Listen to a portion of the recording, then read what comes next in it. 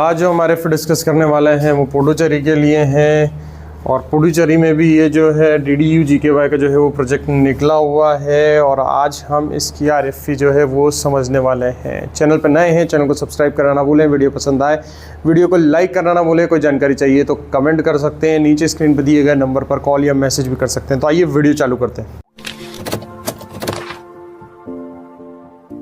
तो देखिए आपके सामने RFP है, और ये 5 जून 2026 को जो है वो रिलीज़ हो चुकी है ये वाली EOI। हम इसको एक बार जो है पढ़ लेते हैं। सबसे पहले पुडुचेरी में यहाँ पर हम देख लेते हैं कि जो इनका ऑफिस है वो कहाँ पर है। देख लेते हैं हम यहाँ पर जो ऑफिस है वो 2nd floor Puducherry housing board building, Anna Nagar, Puducherry 605005।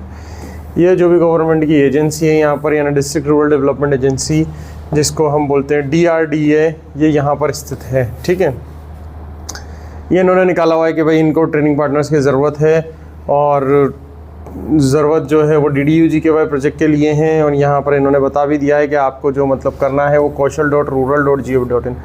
मैं हर बार हर वीडियो में यही कह रहा हूँ कि पोर्टल एक ही है। स्टेट या यूनियन टेरिटरीज़ अलग अलग हो रही हैं, अलग अलग जगह से आप जो फाइल कर सकते हैं। बस आपको अपना स्टेट या अपनी यूनियन टेरिटरी जो भी है उसको सिलेक्ट जो है वो करना पड़ेगा। ठीक है,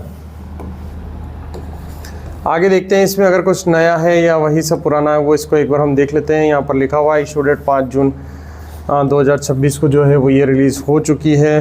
इसके अलावा ये डिस्क्लेमर है, ये काम के नहीं है।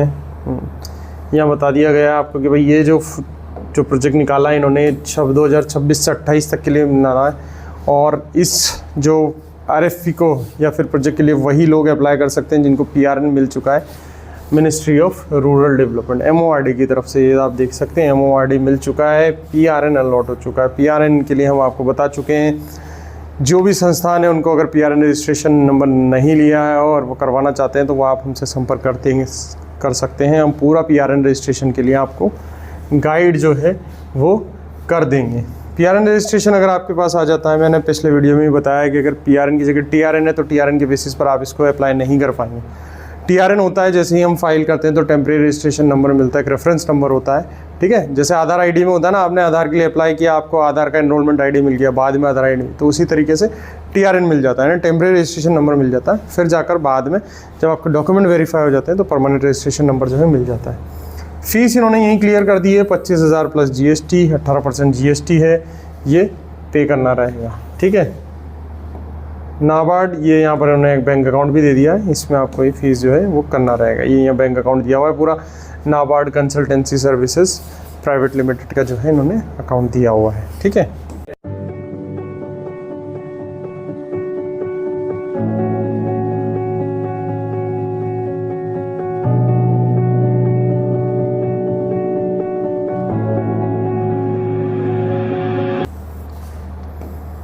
आगे हम चलते हैं। वही सारी चीज़ें हैं जो हम डिस्कस कर चुके हैं पहले भी, वही यहाँ पर बताया हुआ है कि किस किस ग्रुप में एलिजिबल हैं। इसके अलावा जो है 4 कैटेगरीज जो हम पहले ही डिस्कस कर चुके हैं। पहली कैपिटल एम्प्लॉयर, यानी अगर आप खुद अपनी कंपनी में लगाना चाहते हैं कैंडिडेट्स को, तो A में जाइए।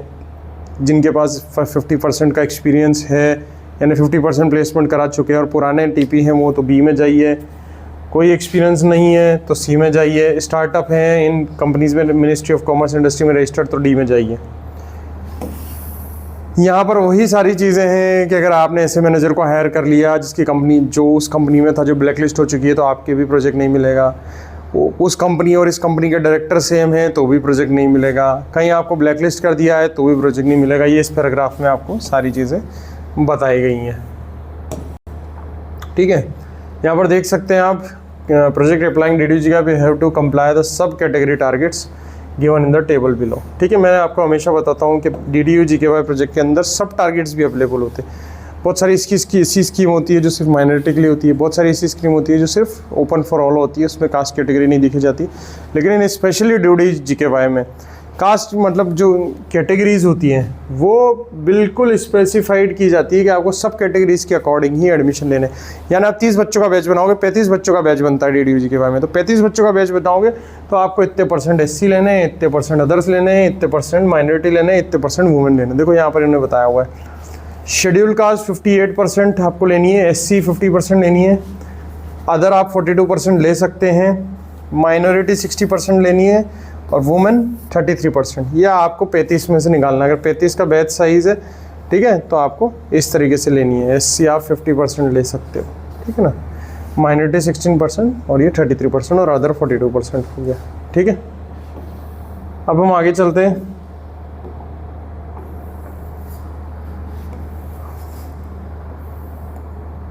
कैंडिडेट का बोला हुआ है कि आप कहाँ से सोर्स कर सकते हैं। आर्यन कुंभन ब्लॉक से, विलनपुर ब्लॉक और इकाई ब्लॉक, ये ब्लॉक दिए हुए, यहाँ से आप इनको जो है कर सकते हैं। कोर्सेज कौन कौन से चलाएंगे? टूरिज्म, हॉस्पिटलिटी के ये सारे कोर्सेज हैं। ITES के हैं, हार्डवेयर के कोर्सेज दिए हुए हैं, अपैरल है, लॉजिस्टिक है, बैंकिंग है, हेल्थ केयर है, ये कोर्सेज जो है वो सारे दिए हुए हैं आपको।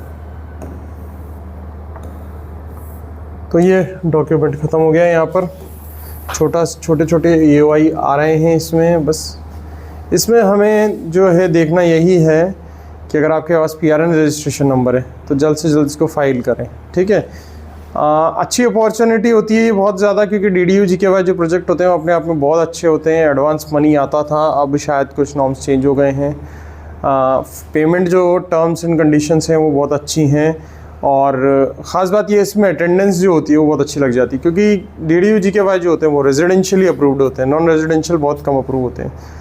हमारा सजेशन भी यही है कि अगर चलाएं तो इसको रेजिडेंशियल चलाएं, क्योंकि रेजिडेंशियल प्रोग्राम में क्या होता है, अटेंडेंस की दिक्कत नहीं आती है। बच्चा वहीं रहता है, वहीं अटेंडेंस लगाता है, वहीं खाता है, वहीं पीता है, वहीं पढ़ता है और वहीं सो जाता है, तो अटेंडेंस की कोई प्रॉब्लम नहीं आती। बस बच्चों को जगाना पड़ता है कि उठो, टाइम हो गया क्लास का, ये दिक्कत आती है।